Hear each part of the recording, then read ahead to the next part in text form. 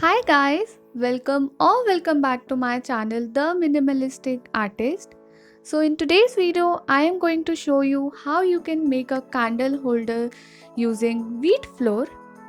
I hope you guys will like this video, and if you did then you know the drill. Give this video a big thumbs up, share my videos with your friends and family, and subscribe my channel. Now without any further delay, let's get started.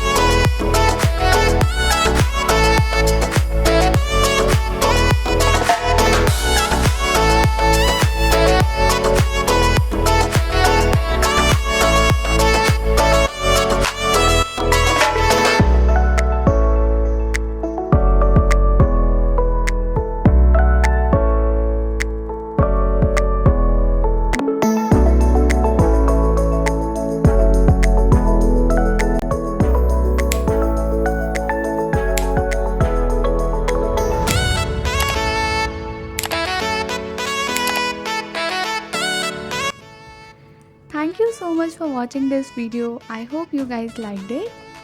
And if you did, then give this video a big thumbs up. Subscribe my channel. Share my videos with your friends and family. I will see you guys in my next video. Until then, stay happy, be positive. Bye bye.